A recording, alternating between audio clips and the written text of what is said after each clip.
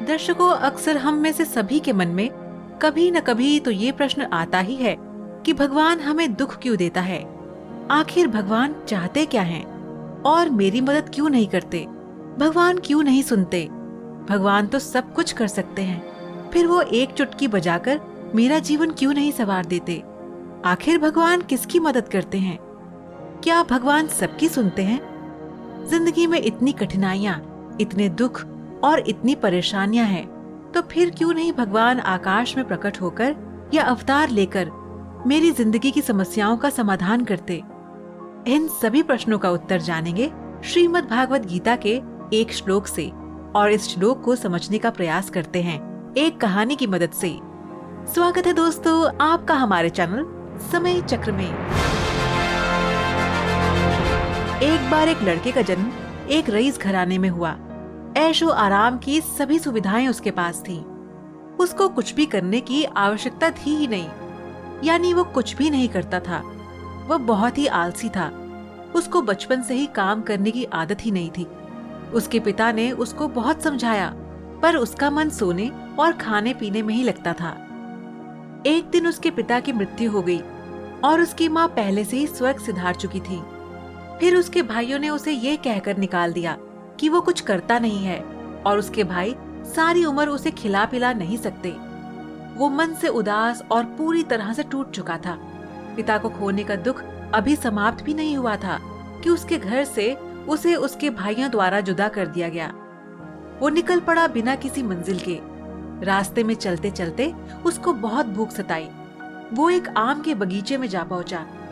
उसने देखा कि आसपास कोई भी मौजूद नहीं है। बगीचे की रखवाली करने वाला माली एक पेड़ के नीचे गहरी निद्रा में सो रहा था।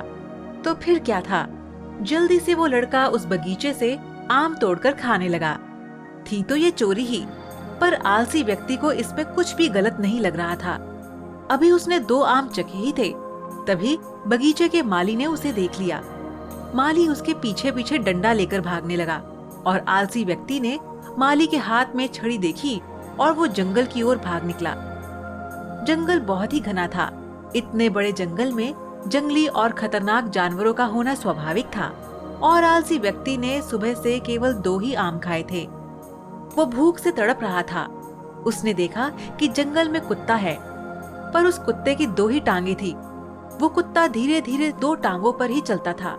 आलसी व्यक्ति उस कुत्ते को देखकर समझ ही नहीं पाया कि ये कुत्ता जंगली जानवरों के बीच जीवित कैसे रह गया, क्योंकि वह तो बेचारा चल भी नहीं पाता था। इस परिस्थिति में इस कुत्ते का जीवित रहना अपने आप में किसी अजूबे से कम नहीं था। आलसी व्यक्ति ये सब सोच ही रहा था कि उसने एक शेर की दहाड़ने की आवाज को सुना, और आलसी व्यक्ति इस दहाड़ को सुनकर घबरा गया। आलसी व्यक्ति ने आगे की ओर नजर डाली और देखा कि एक शेर उस आलसी व्यक्ति की ओर बढ़ा चला आ रहा है। वो घबराकर एक पेड़ के ऊपर चढ़ गया।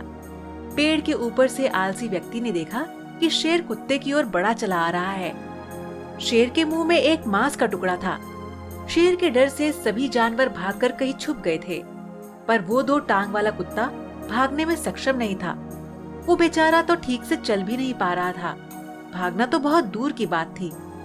आलसी व्यक्ति ने भगवान से प्रार्थना करी, हे भगवान, इस मासूम जानवर को बचा लो, शेर इसे खा ना जाए।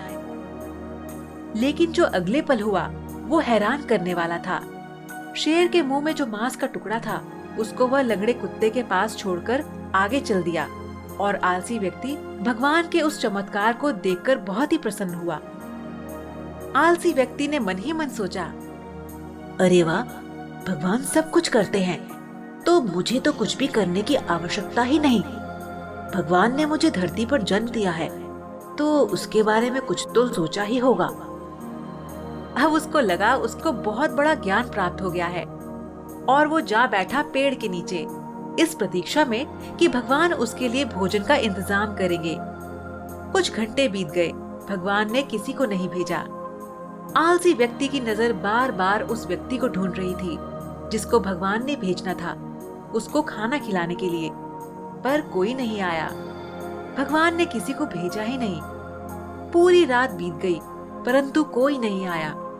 अब वो कब तक इंतजार कर सकता था? उसके सब्र का बांध टूट गया।